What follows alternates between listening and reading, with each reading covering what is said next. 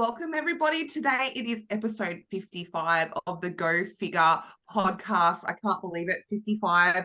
And I am so excited today. We have on a very, very special guest because I actually stood on stage with this amazing woman only a couple of weeks ago over in the States, and I managed to place second beside her, which I was ecstatic about because she is two-time Olympia qualified.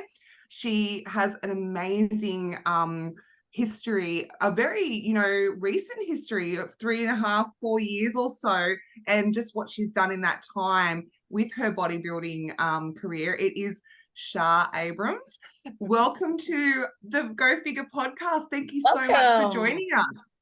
Thank you for having me. I really appreciate it. I don't do these often, so when I do, I love it. I'm like, you want to interview me? I'm a nobody. There's nothing interesting about me. Oh, there is so much that's interesting about you. And one of the things I guess that was so exciting about the show that we just competed in was the fact that it was a tested show. It's one of the first shows that's been put on for pro athletes that actually was tested. And I mean, just to see you on stage and to see you backstage and see your body, I mean, it's beautiful. Amazing. That's the only way I can describe it. Amazing. Your proportions, just everything about your physique is just like top notch. So tell us about how you got into bodybuilding. Like, how did you first learn about this sport? How long have you been doing it? So learning about the sport, I'm learning as I go. Yep. Outside of like Arnold Schwarzenegger, I knew nothing about bodybuilding, even all the way up until the first time I stepped on stage. I still knew almost nothing about bodybuilding. Like, I learned that there were specific categories maybe a couple weeks before the first time I stepped on stage. And I kind of was thrown into this. But I just so happened to I had like a minor setback. Whereas I've always been fitnessly inclined, as you can say. I've been an athlete, so, I know my way around the gym. And there was a point in time where I had gotten into a really bad car accident. I was not able to work out for months. So I had through depression, gained a lot of weight. And so when I had been cleared to start working out again, I was doing it on my own. And then it got to the point where I just wasn't progressing how I would like. So I'm also a person that said, if I can't do it properly, I go and seek help. So I ended up seeking out a trainer who was my coach for the first show that I did. And it really, when him and I connected, it was just about me losing the weight. It was even funny because we called it getting shoot ready, because a photo shoot coming up that summer. And so we were just trying to get me ready for that photo shoot.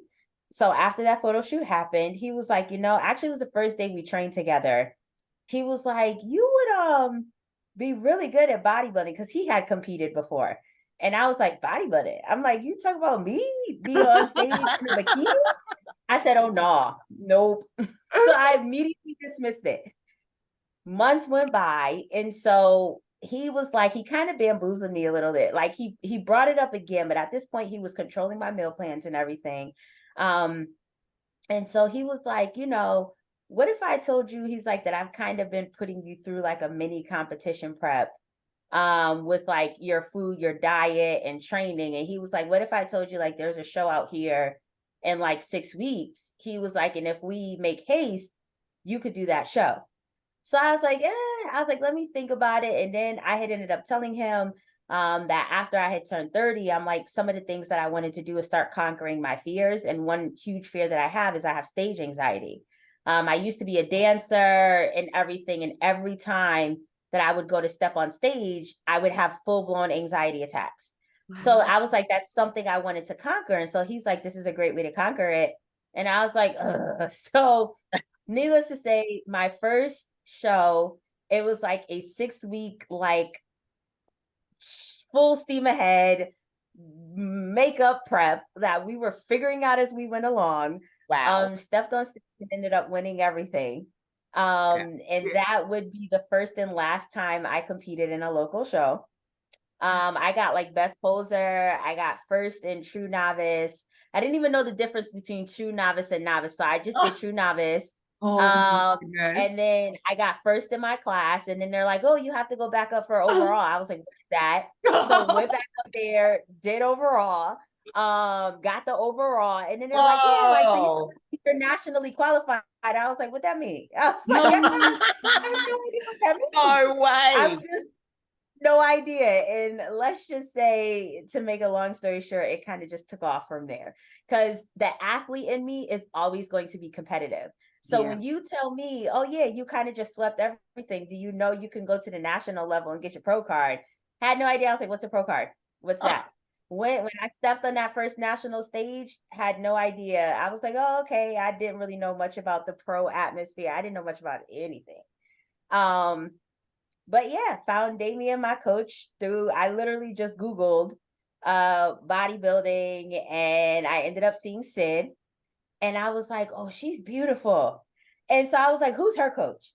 Like, because I'm always the person, if you're the best at something, I want to know who you're connected to, so that way I can strive for the moon as well.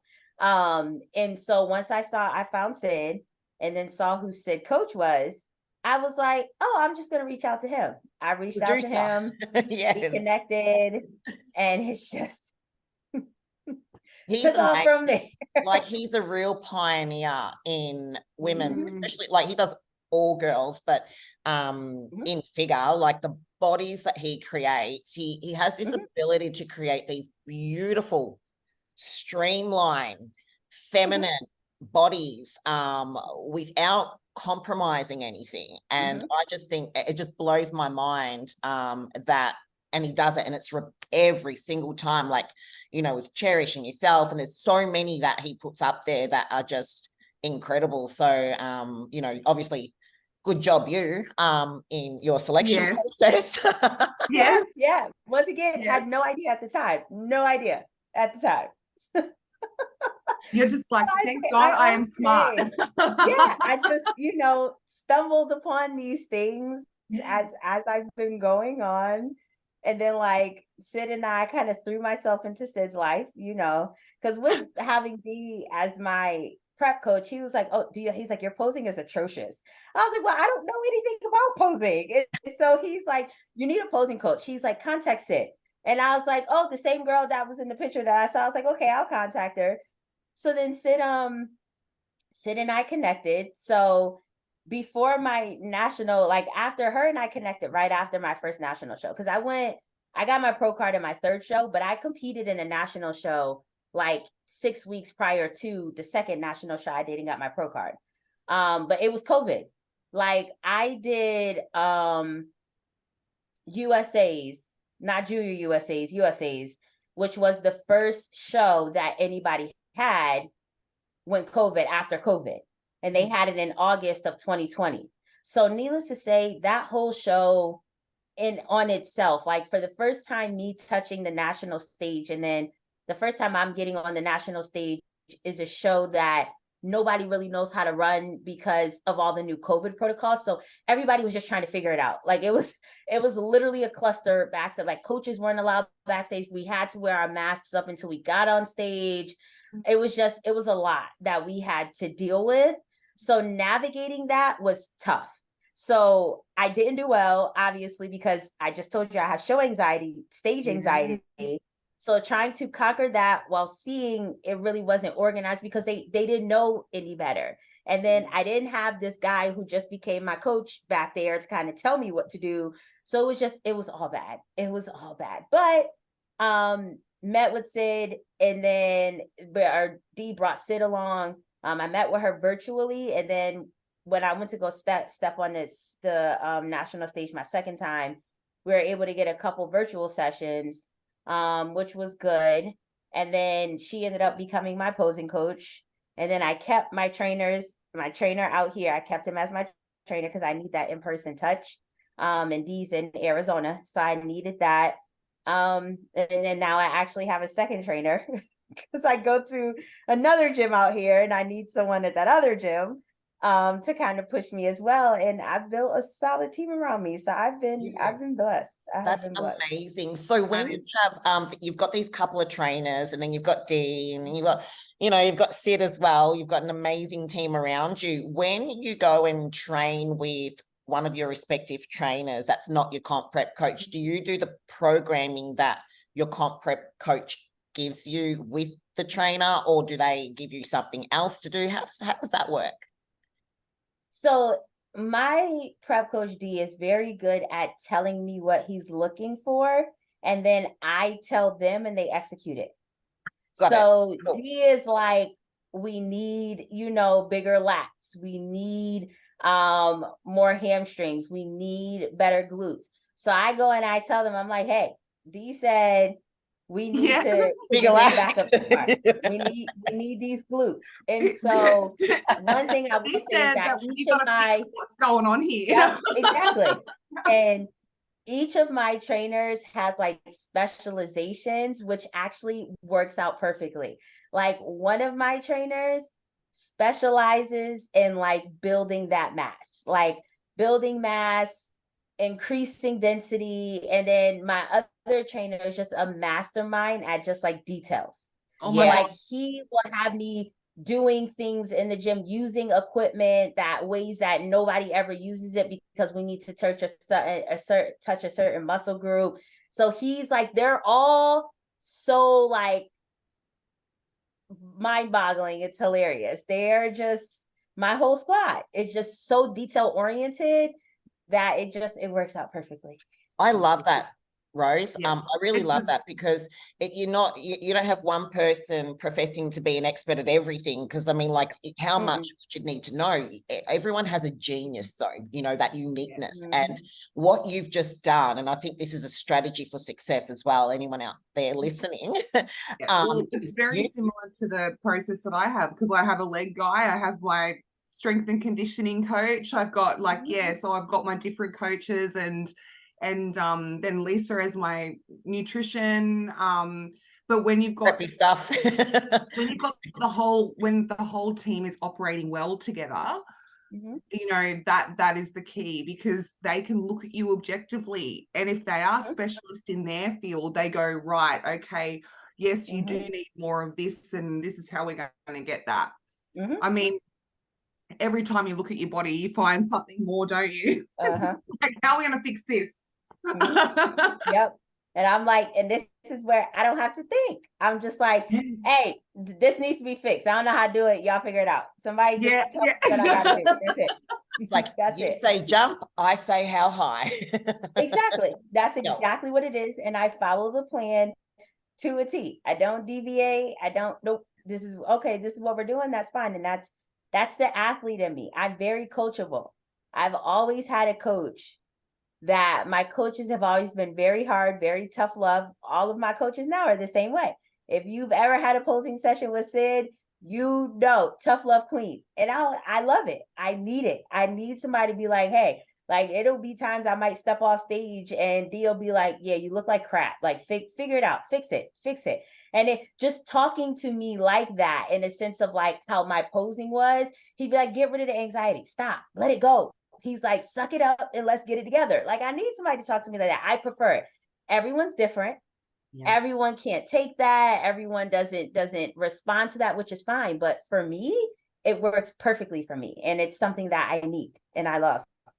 You like the direct approach, the direct, strict approach. That's just like, let's do this. And you would have been like coming into bodybuilding, as well, like you would have had a sense of knowing who you are already, because I think the journey of being an athlete as well sends you down this road and garden path to kind of address every single hurdle, not just in the context of your specific athletics, but outside of that, to get you to a point where you understand who you are, what your values are, what's important to you, what makes you tick, how you do success, how you self-sabotage, and all of those things.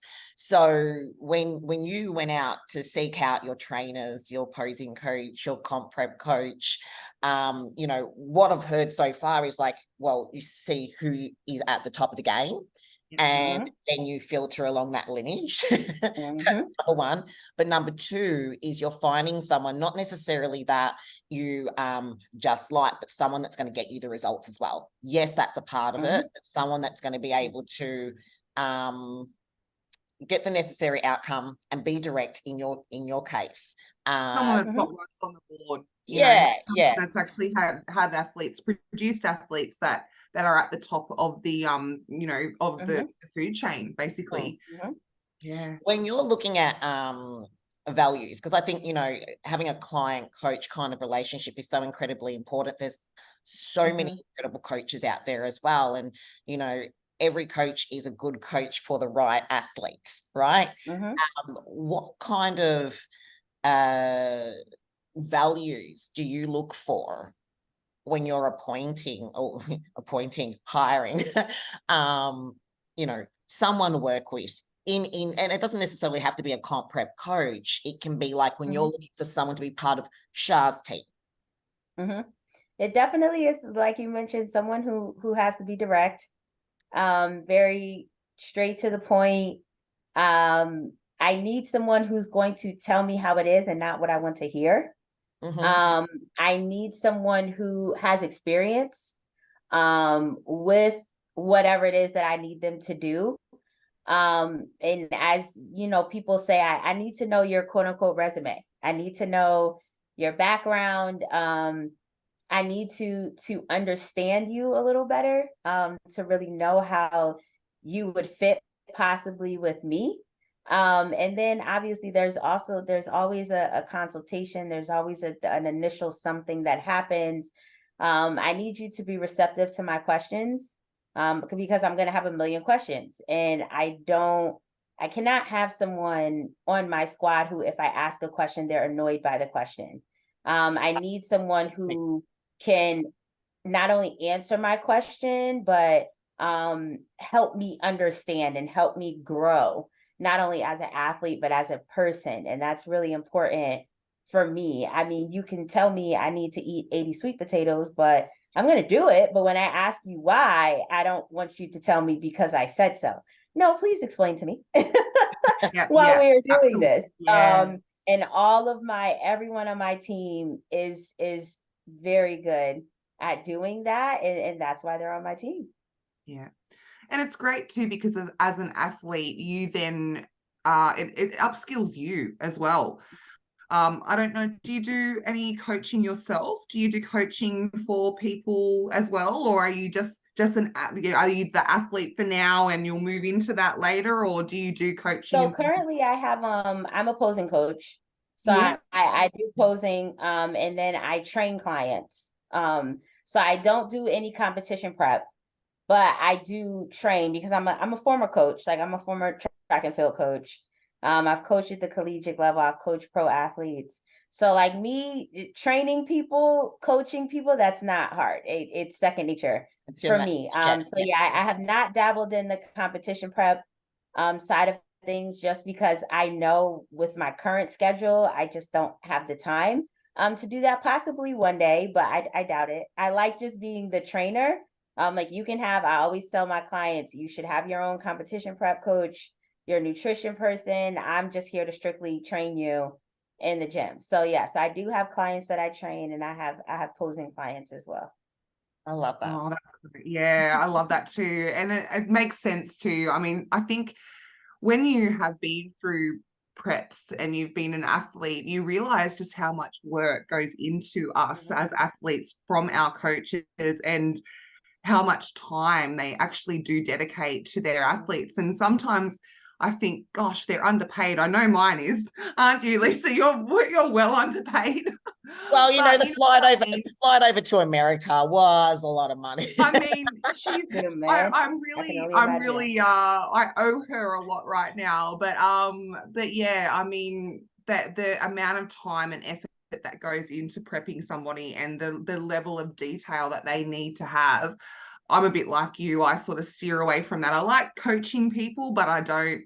I think going down that comp prep path, it's a huge job for any coach. It's massive. It's a real like Yeah, he's not passion willing to. project, you know, like, isn't it? Like, it's something that if you're not passionate about it, No. and you're doing it for $1, it's never going to work in your favor. You know, I don't do Very the true. prep side of things because, you know, of the dollar, because you don't. You're at a loss. It's the same. It's like being an athlete, Shah, right? Like, you don't do it for the dollar because, like, hey, there are a lot of other sports out there that you could be getting money and sponsorship for. Bodybuilding is a labor of love, you know, and it's a vessel. It's a hobby. It's a hobby and a passion, a hobby you can be passionate about, because honestly, when you have a hobby, it's something that you're doing not for the outcome, but because you genuinely love it. That's a hobby. And so this is just an expensive hobby. Very really expensive hobby. No, anyone listening, we underline very expensive. Yep. So anyone listening to this right now, we do have 3 athletes here on the podcast that are taking sponsorship. We're looking for sponsorship. We would maybe, I don't know, like United Airlines, American Airlines, if you'd like to, you know, somebody, you know, maybe even Southwest. I'm not picky. I'm not picky. I can use my own seat. Well, here's a true story, right? So, obviously, when I travel, I have to travel with my son. I'm a single parent, so that's my first job. And Rose was like, you know, we're on a conversation with Ron Hashay. He came onto one of our podcasts. Someone suggested him, and then it was there that he announced that there was going to be the natural show, the Ben Wheeler natural show. And then Rose and I remember looking at ourselves, and we just, because we were going to, you know, do the lesions, and then your mum had to stay back because she had some stuff going on, and so we're like, shit, what next show are we going to do? We didn't think, we were like, oh God, you know, competing for this year is done for me. I'm, you know, unfortunately things happened with my mum, and she was going to come with me to the show, and then that fell through. And so we were like, oh, I guess it's next year, you know, we'll have to put the heels on next year. But then when he mentioned this show, we are like literally looking at each other on the eyeballing. We're eyeballing. And we're like, we're doing this. You hearing this? So from there, now we understood why the initial tickets that we wanted to book to the lesions never worked out, and God has divine timing. And the next tickets that we got, you know, were straight to Washington. I'm like, that's great. We've never been there before. This is awesome. It's going to be freezing. It doesn't matter. It's probably not as cold as Nevada. And we get to the airport, and I just realized that I'm flying with a kid, right? Because so whenever I pay for a ticket, it's 2 return tickets every single time. And I got to the airport, and the international airport, and there's this little upgrade button, right? And it's like, you know, like there's economy, then there's premium economy, and this is with United Airlines, and then there's business kind of first class. And I'm like, it's going to be 15 hours with a kid on a plane in economy. And I remember looking up there, and no, first class. I'm like, God, what am I going to do? And there was an upgrade button, and it was super cheap. It was like there must have been some leftover tickets, you know, like, and they had to fill it. And I was like, shut up and take my credit card. And on the way over, we were like business class, and Kai was the only kid in business class, Shah. And and I was so glad I wasn't like right down in the deeps of prep right then, because I was like, okay, I can still eat the plain food because it was nice. But you know what comes out and serves us? Barramundi and asparagus, like fish and asparagus. Lisa literally sent me a photo. You can't escape it. You cannot. She sent me a photo on the plane, and she's like, oh my God, look at the food that got given. That is hilarious. See? Can't escape it. Can't escape it. That's right. So that was it was like, you know what? we made the commitment to come over. We were going to do it. God, helped us out that day, and it was a different experience on the way home. I did upgrade to premium economy. I couldn't quite afford the $20,000 it was going to cost to come back first class. You got it one time, one experience. That's fine. That's it. Yes. But this is it, Shah. Like, this is why we're passionate about the sport, why you're passionate about the sport. Like, price doesn't come into it. It's like, well, this is what I desire. This is what I want. This is my calling. This is where we're at. What has done that for you? What has made this now your thing, your baby? That's a good question. It hasn't just been one thing. Just overall, I like a challenge. I like something that is going to open up my horizons. Because as I've been an athlete, I've run track and field professionally. I stumbled upon CrossFit and was a CrossFit competitor for years and competed professionally. And now bodybuilding, I've been an athlete for majority of my life, but bodybuilding has opened up a new horizon, like specifically like the nutrition side of things and such. So I'm still learning, and I love learning. I love being, just open and like I said, essentially learning more. So just the learning aspect of it, obviously the community. Every day I'm meeting more and more people that have been in this for like years, that I even like love to talk to all over the world, i.e. you guys, so just the learning aspect, the knowledge, and then the community, and then ultimately, once an athlete, always an athlete, the competitive side of things, like that gives me a rush, that gives me the thrill.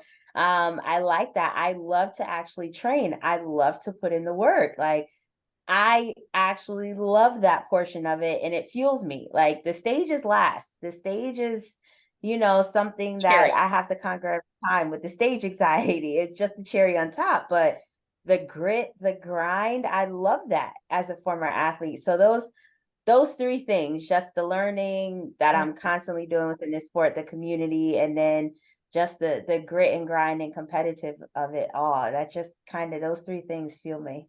Yeah. Love that. It's incredible that, even in your journey, you've essentially failed forward, haven't you? Because the one nemesis of your existence has been, overcoming the stage anxiety, and both Rose and I are, qualified psychologists as well.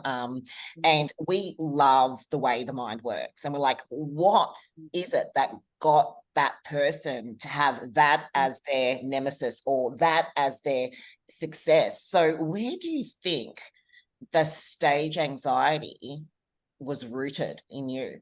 Like, where did it come from? Just always wanting to be perfect and do something like right. And it's just, when you get ready to step on that stage, because like I said, it started when I was a teenager. I've been dancing since I was 5 years old. And I grew to be a professionally trained dancer, like even a dance teacher when it came to hip-hop, African. Yeah, I went to a dance academy and everything. And it was just like, every time that I went to go touch the stage, this anxiety would overwhelm me. Like, in ways I used to conquer it before is that anytime I would perform, I always wanted to wear a hat or a mask. Because to me, that was like hiding me from seeing everybody's reactions. Even though if you think about it, when you get on the stage, you don't really see people in the audience. But to me, it was just all eyes on me. I hate all eyes on me. I hate attention still till this day. It's very hard for me. So public speaking, all of that, huge anxiety. Like, even when you see me step on stage, like even before Ben Weider, anxiety, like my stomach was in knots. I could almost throw up, but I try my best to not make it known. I remember seeing you at the back, and you kind of came out like just before the girls had to go on stage, and you had your headphones on and you were tucked away in the corner over there, and it was like heads down. I was like, okay, right. We get it, you know, we're like, that's me. yeah, we absolutely get it. We understand it. And you know, we all have that one thing that we're trying to overcome, and it's different things for different people, but you're putting yourself in the front line every single time. And that's what I meant by saying, like, you're failing forward. And you know, the root cause of it, or the place it comes from, is striving for that perfection. And you know, perfection, again, different things to different people, but I think perfection is one of those things that eludes or ignites things like anxiety, or you know, not feeling like you're good enough, or things like that. So what do you do, or what do you say to yourself, or where do you draw your inspiration to bring out that and go, you know what, no, I am good enough, I am worthy of this, you know, I am who I am? I couldn't tell you where it comes from. It's just kind of those things where I just have it. It's something that leading up to it, it's anxiety. But right before I take that step on the stage, right before I would run in that race, when it came to track, like I would get in the blocks, and there was always just right before that gun would go off, right before I step on that stage, I just kind of take a breath to myself, and I just am like, well, excuse the language, I'm like, F it. Yeah. Just literally, that's the last thing I say to myself, because at that point, it is what it is. At that point, I no longer have control.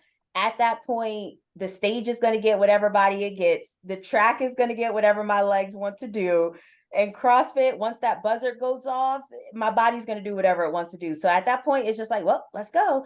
But it's not until right before that gun goes off, or that buzzer goes off, or right before I take that first step on stage, it just comes right then. And it's just like, all right, let's go. It's like a surrendering, sense isn't of it? calm.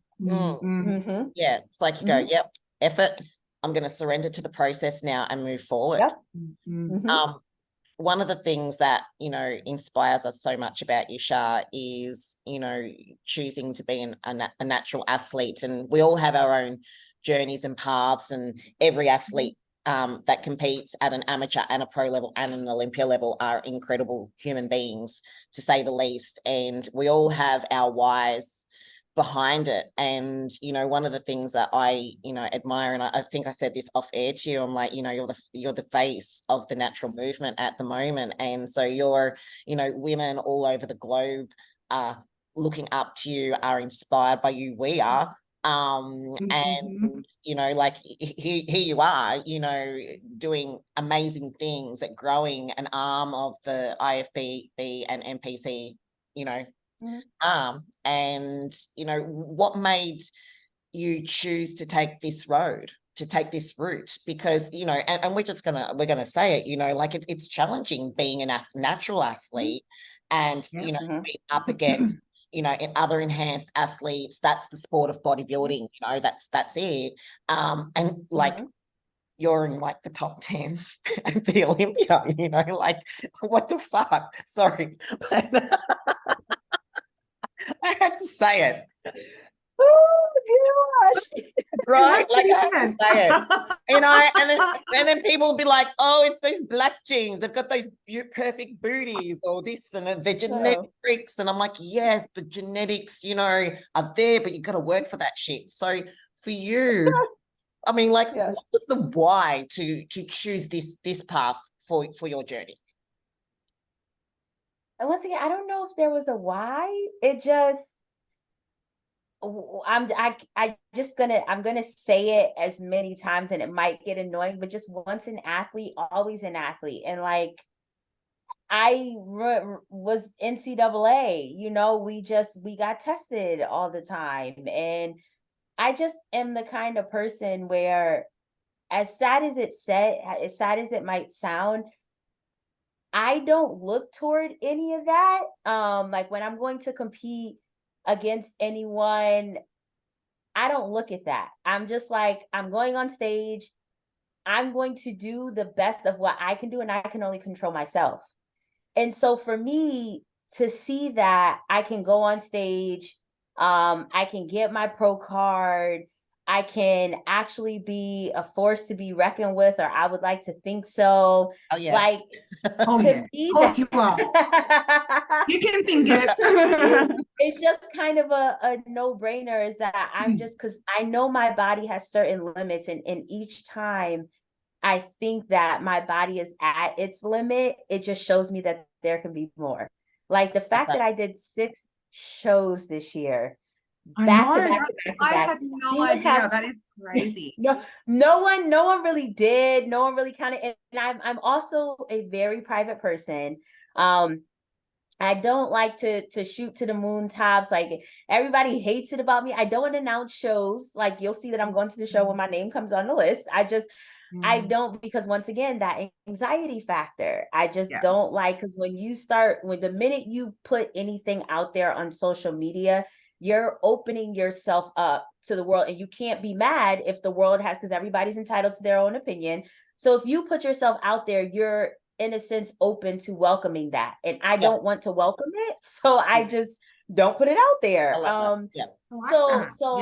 I just completely, it wasn't like I had a hard decision where I'm like, oh no, like I don't want to. I've been trying to see what I can do on my own with my body, and just push it to whatever limits that I can. And every time I think I have no more in the no gas in the tank left, automatically I have a half a tank that comes out of nowhere. And I'm just like, where'd this come from? Like, so this is just another level I can push to. So that's how I look at it. And once again, everybody might be different. I wish I could be this motivational, inspirational, like, say no.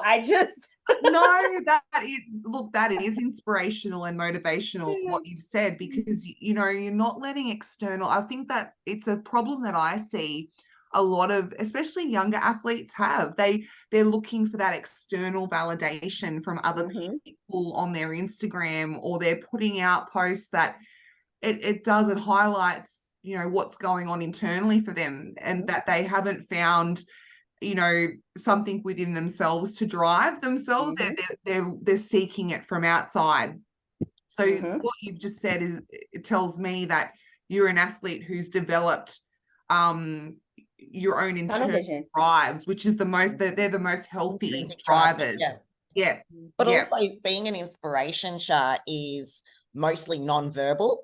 It's seen. I still have an issue hearing that. Like, when people come up to me and they're like, we fangirl your inspiration, I'm like, no, me, no, not me. I'm nobody. I just don't say those things. It's so tough for me to hear, because I'm just like, I feel like I'm just being me, and I like to hear that I'm an inspiration to someone. Excuse me, no. Yeah. So many. But that's because you're humble. But when you think about your achievements in the grand scheme of like what a normal, human adult does in their life, I mean, it is. I mean, to go through a whole preparation, and not only 5 in 1 year. I mean, 6, I think. 6. Was it 6? It was 6 actually. 6. Sorry, 6. My apologies. Sorry, 6. That's just insane. That is just it is inspirational. And it takes a lot of grit to be able to knuckle down. Boy, does it. Oh God, I can't. Yeah, tell us about that process. I mean, what is it like doing 6 preparations in 1 year? Well, obviously we didn't plan for it. We were hoping, like most people, 1, 2 shows max, maybe 3. But once again, with the type of prep, and I will say this, my whole team, I couldn't have done it without them.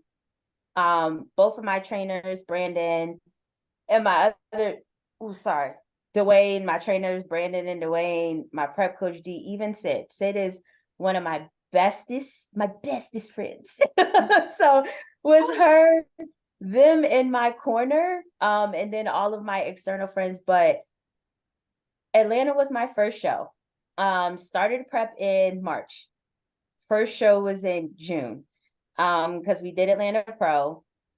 And after that show, I ended up coming in second. We came right off. And then literally after every show, I have a conversation with my prep coach, like while it's fresh. I always get judges' feedback right after. One thing I've loved that they've done this year, shout out to the NPC, Ifbb League, and just the judges panel in general. I love how now they're coming to, they didn't do it at Ben Weider, but they're coming out, like they're having one judge come and give feedback after every category of the show. And it wasn't like, because, you know, as a figure athlete, majority of the time, we're always going in the beginning of the show. So to have to wait through, and I love you all, bikini and wellness athlete, I love y'all. But to sit and wait for all of the bikini and wellness athletes at a show, and then to talk to the judges, it's hard. Yes, so hard. Now that they've done it after every show, I would get my feedback. I would talk to my prep coach, and we would look at the list of shows, and we would be like, all right, well, you know, this one might make sense financially, time-wise, with work, because I still have a full-time job.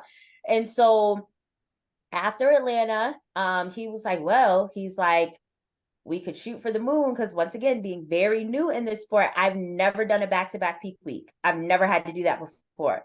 So he was like, well, Chicago's next weekend. He's like, literally when you came off that stage, he's like, there's no cheat that night.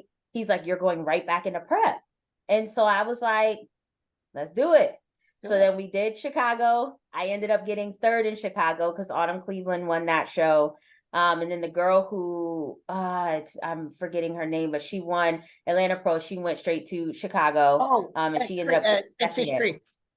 Is that, what's her name? No, she didn't do shit. Chris didn't come out. Christine didn't come out yet.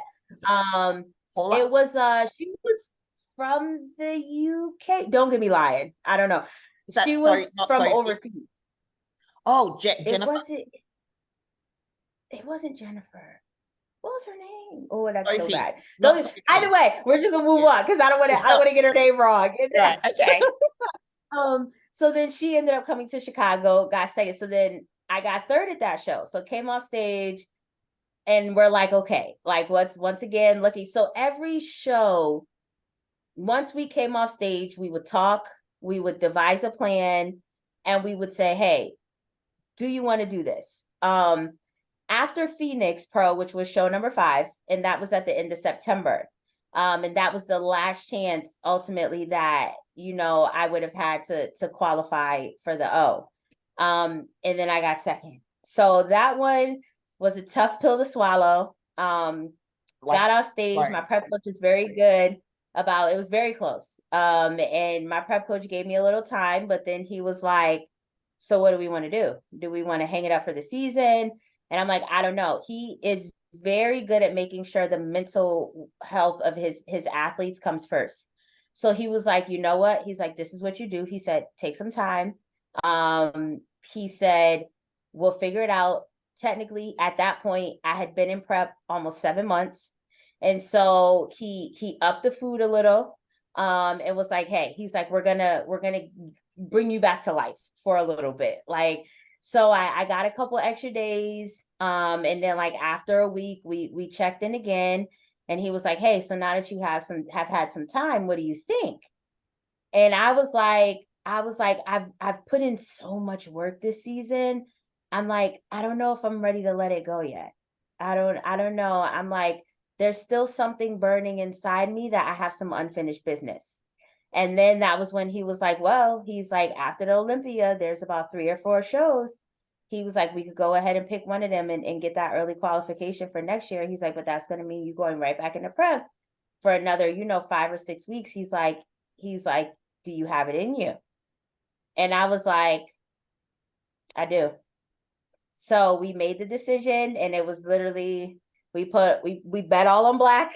It was like, we're going to see how it goes. Mm-hmm. It panned out.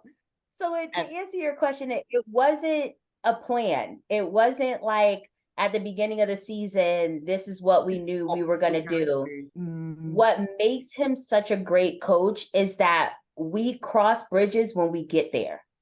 So after the show, he always gives me my time. He always lets me process things. He processed things himself. And then we reconvene and we're like, okay, his first question always is, how are you feeling? What would you like to do?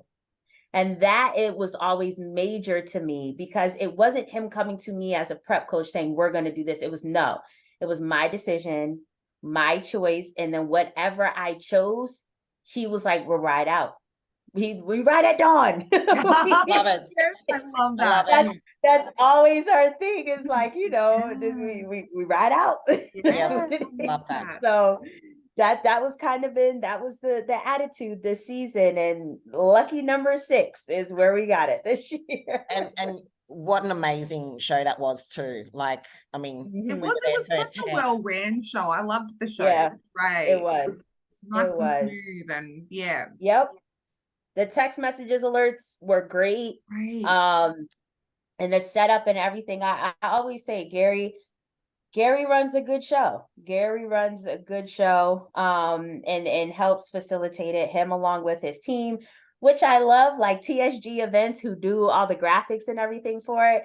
So the shop gym that I go to, which is one of my gyms in the area, they're the ones who do the graphics for the show. Love TSG Events. They're amazing. Like, all of the girls that were backstage are all like a part of, TSG Events, and Tony, Victoria, all of them amazing people. That's why they were all so happy for me, because they see me all the time. But great show. It was such a well-ran show, and it was just the stage looked stunning. The stage was beautiful. TSG, shout out to TSG Events. The O lighting. The O lighting around the hour. And so Gilco actually brings his lighting too. So Gilco being there this year was just like a added cherry on top. Yeah. I couldn't quite. The fact is, I actually did this show 3 years ago in 2021, my pro year, my initial pro year, my rookie year. I did this show and came in 4th. And so to see the changes that it had from, then to like now, I feel like Gilco added the extra little touch to it, which I loved. I was so disappointed. I wanted to buy one of their packages, but I was just so broke by that time. I didn't know they were doing it, and then I realized it. But it was like, for Australian, like in Australian dollars, it was like $400. Like it was, I just couldn't quite stretch it. And I was like so disappointed, because I've seen everyone's videos coming up and I'm like, oh, they look amazing. In the future. Absolutely. Well, if I'm doing the show next year, like, and I'll be like, right, I'm definitely going to make sure I build get it one in of the those budget. packages. I tell my clients that all the time, build it in the budget, because if there's extra, like, just keep it as a videographer, like photography package that you just keep and put money in it, that you just have sitting there for the whole year. I've definitely learned that. Now that, essentially you're qualified for the Olympia now. So between now and next September, are you going to have a good off season? Are you going to come back and do some shows? Are you just... What's you and D come to? We need the off season, because another fun fact, this will be the longest time I've had to actually build my body since I started competing. Like, I just was on such a fast track that I've been building my body while being in a deficit all of my career. Yeah. So imagine what you can how do surplus. I'm going to be in a surplus. And when I tell you this package that I'm going to present for next year, having this time off, I'm excited. I'm excited to be able to go back to like lifting heavier weight for the first time in like years, because I haven't really been able to lift heavy weight because I've been in a deficit. I'm excited. We're excited for this off season and to like build and build. So good. Oh, Off season. First time really ever off season. I actually think building is the hard part. You know, I've been in the sport 25 years and it's taken me 25 years to build this body.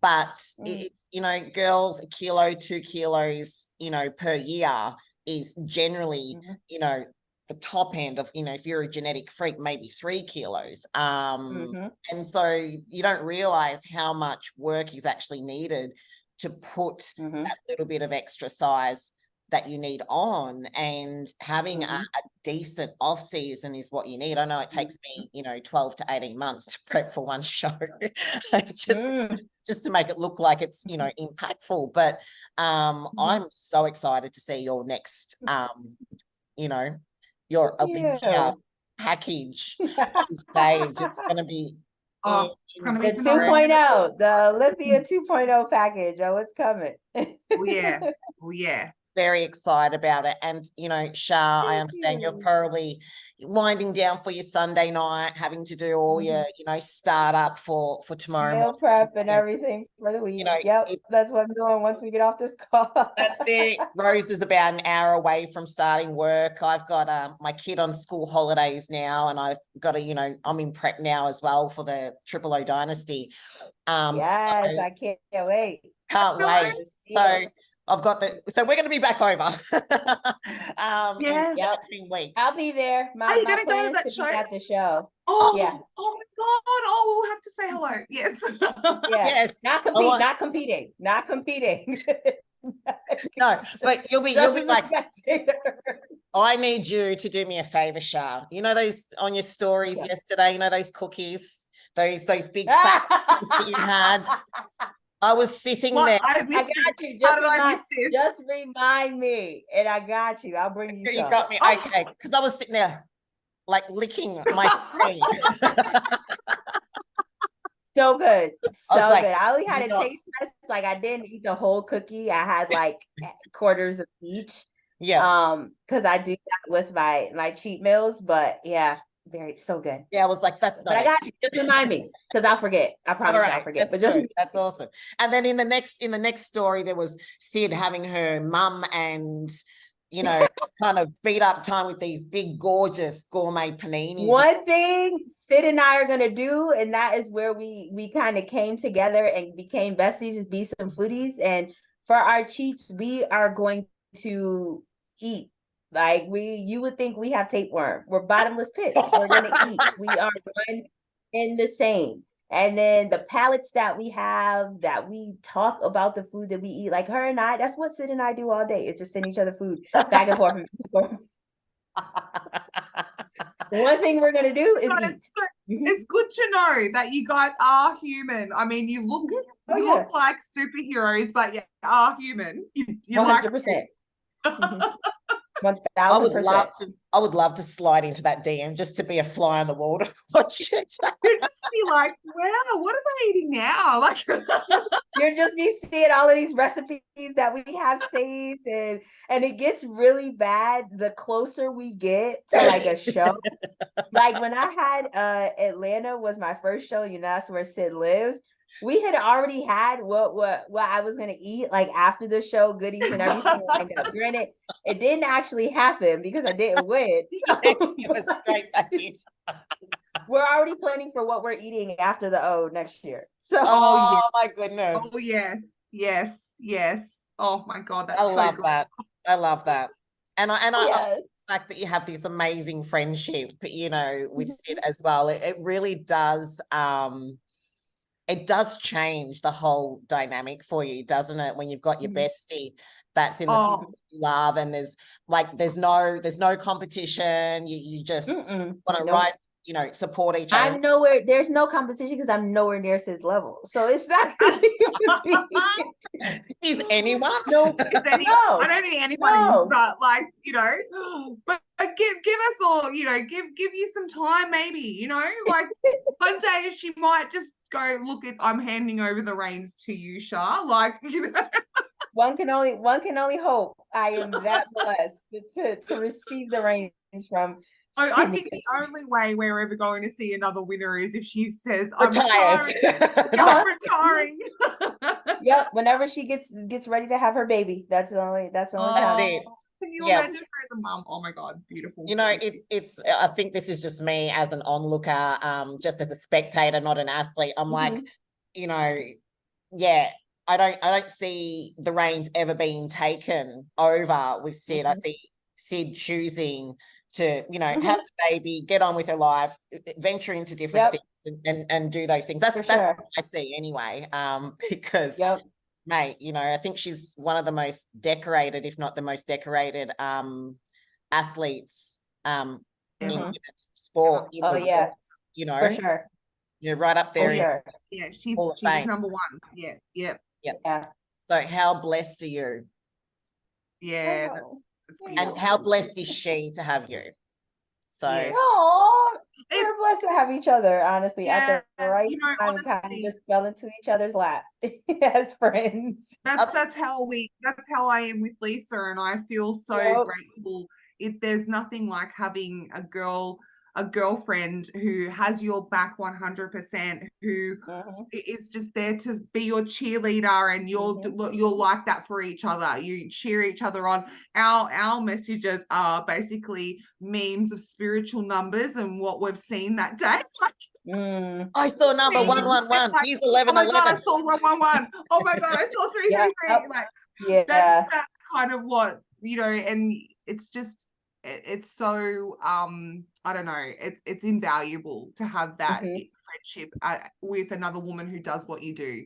Yep, for sure. And she has been a great mentor for me to have, like, honestly, this entire time, a great mentor. So I always say that. I always say hats off to her, you know, and she hates it, but I'm always throwing her name out there because I'm like, you know, that's my bestie and I'm proud of her. So I think every woman in the league should be proud of her because the way she conducts herself too. Like, I'm an athlete as well, and I look at her and I look up to her as an athlete because of the way she conducts herself.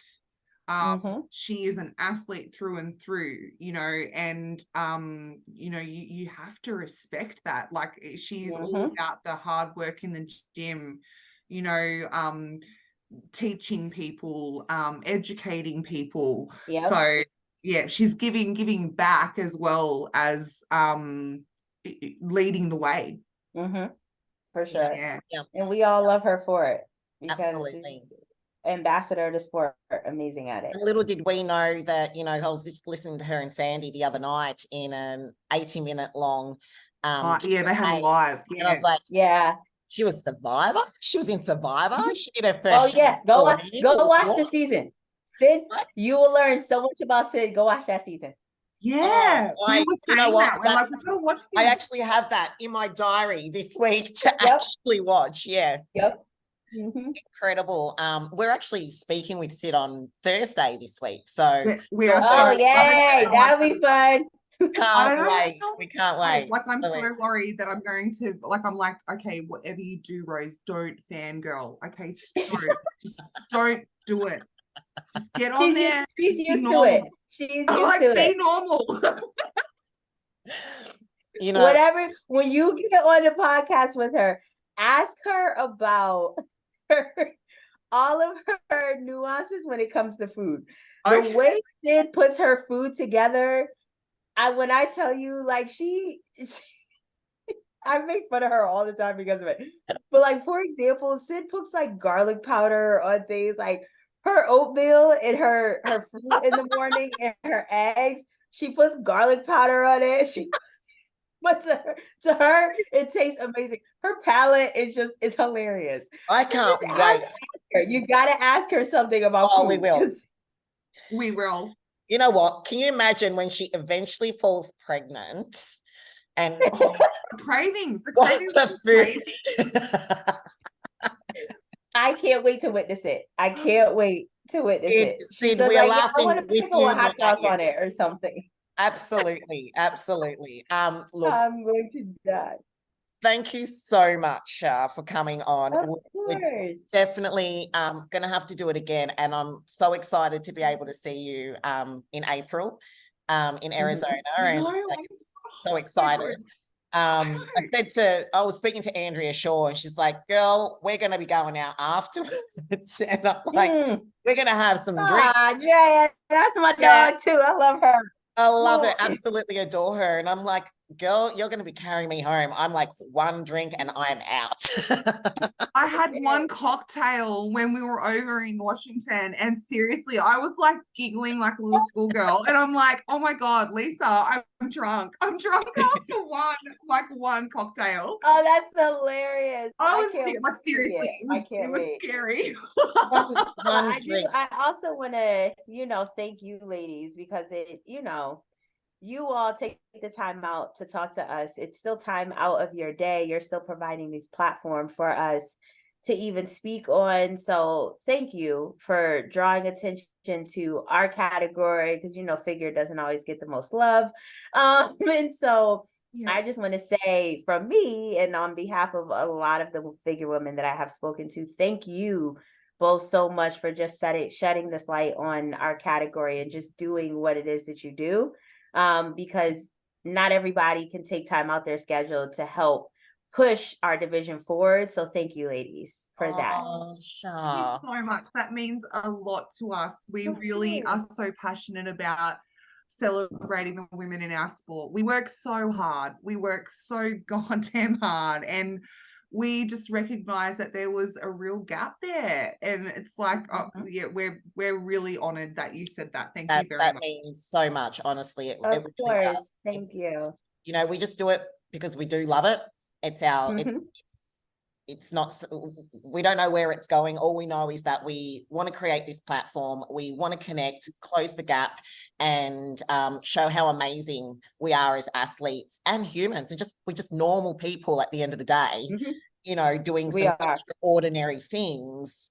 And, if that is going to inspire, one person that's been sitting there on their sofa thinking about it for the last, 2 years, to get up and call Dee up and go, hey, I heard you had then, then we're doing our job as well. We're doing our part to give back. So thank you for being a part of it, because everyone that comes on here that has also supported us, we've had the most incredible people on our podcast this year. Like Rose and I couldn't have fathomed this outcome. I love it. At all. And we were just like, look, if we get one person to listen, we've That's done all it takes. job. Just one person. You can make a difference. So thank you, Sha. Thank you so much. Thank y'all. And I hope you guys have an amazing day, because I know your day is just getting started. So I hope you have a great day. It's 7:13 here at the moment. Oh yeah. And it's 4:13 p.m. here. Well, have a great one. Thank you, ladies, again. Thank you so much, my dear. Thank you.